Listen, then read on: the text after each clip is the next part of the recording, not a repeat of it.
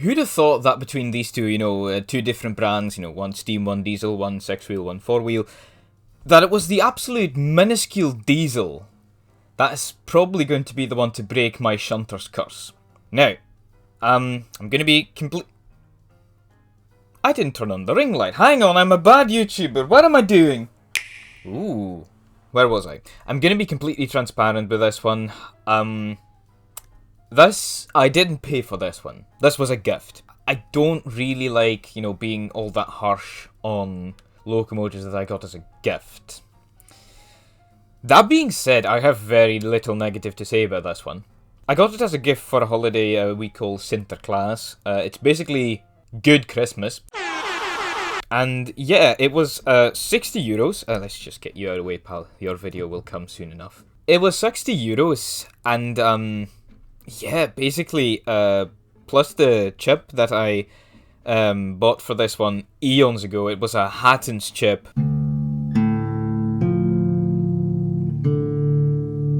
That was originally going to go into one of my terriers. However, the Hatton's chip is just a bit too big for the terriers, and it looks like it's more designed to go into N scale.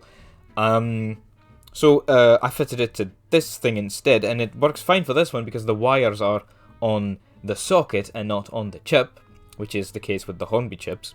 Now, first things first, the lamp was on the cock basically when I first got it, so little I can do about that.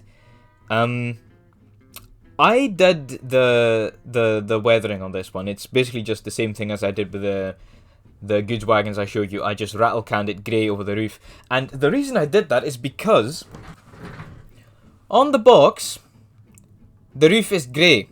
It's clearly grey.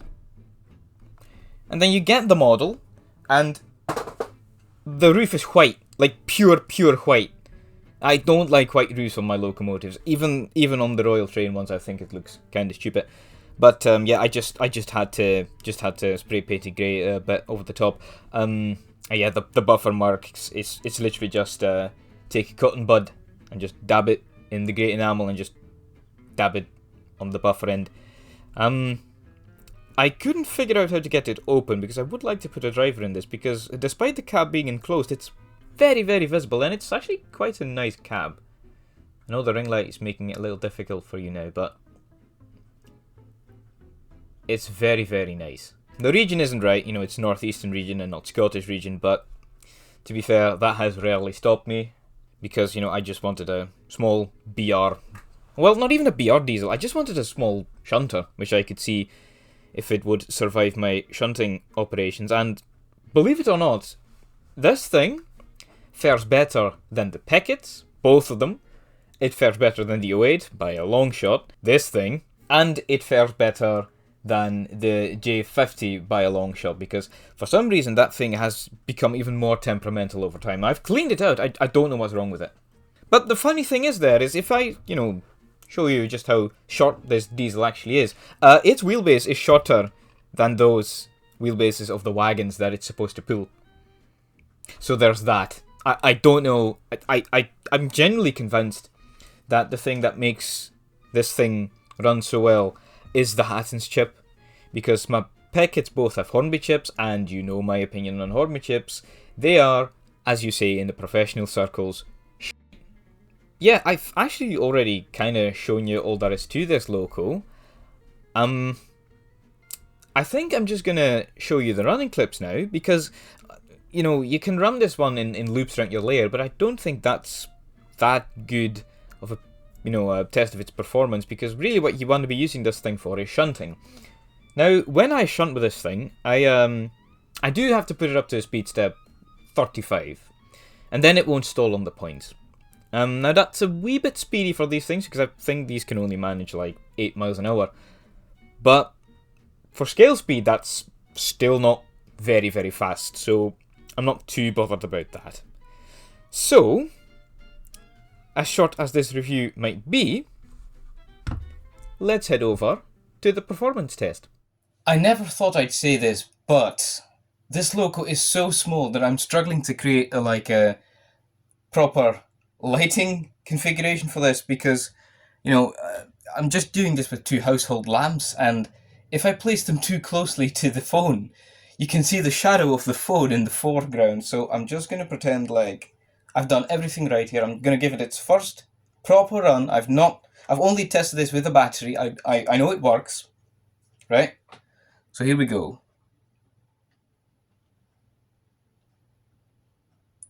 There was movement in it for a fraction of a second, and then it decided, nah. Oh, there it goes. Ooh. Not the smoothest in the world. And it does need some coaxing. So as it stands, it does not look like my shunting curse is going to get cured with this one. You can hear that too, right? How it's kind of... Oh, there it goes again. It's a little hesitant. Very hesitant. Now, I've cleaned the track. I've done it with a rag. I've done it with a rubber. I am quite at the back. I've given this thing the fairest chance it can possibly get. Mind you, this is on DC. So, we Ruston, please manage to make a lap. If you could start the lap, that would also be very grand. Oh! Oh, that's the controller. That's not on the loco. I'm sorry. Alright, let's just do one lap now. Okay, it's coming back into view. Get ready for it.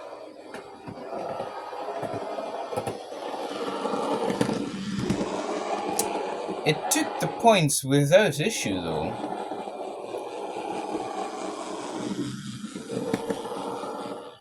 Okay, and it's already less hesitant to go backwards. Now, I'm going to do something very mean. You know what it is. So I'm just going to...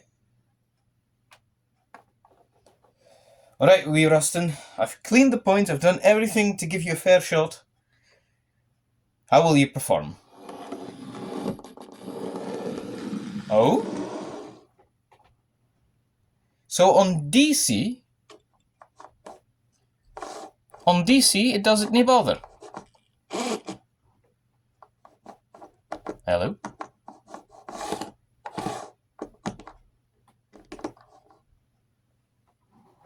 What was that? Why is it suddenly not going? Oh, let me just...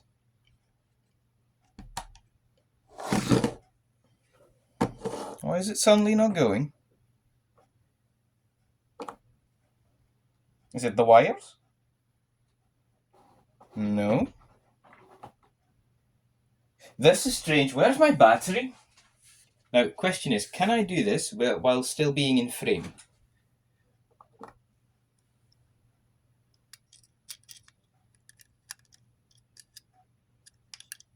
Did it just die? I think it just died. Hang on.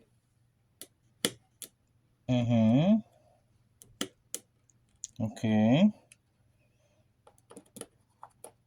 So it's conducting electricity, but... Why is it then not working? Pickups were fine. Solder hadn't let go on the wires. It just doesn't want to go anymore. I think she's dead, Jim. Oh dear.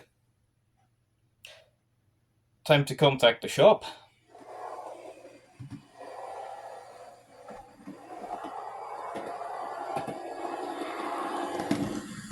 Would you believe it, no matter what I tried, the model wouldn't run.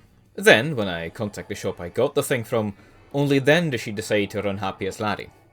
The extent of my shunting operations usually don't go much further than pulling wagons out the holding siding and popping them at the back of a train, or the exact same operation in reverse, and for that, the 88 is just perfect. Now, you would have to trust me on this one, which I know doesn't mean much, but I could not get the first try over the killer to work without stalling. But every subsequent shot of the Ruston over the dead zones, it performed fine. I don't know whether it is the chip, I don't know whether the Ruston 88s are just that good, but I am well chuffed for this one, especially for it only having costed €60, which I did not even have to foot the bill for. Considering items of rolling stock can cost you more than that these days, consider picking up one of these, even if just to put it in a siding to add some variety to a scene. Thank you for watching. Even if this review wasn't in my usual style of putting a loco through the ringer, that is my terrible, terrible track work. I had this video in the oven for quite a while, but I kept getting distracted by other projects, so I'm glad I could finally share this with you.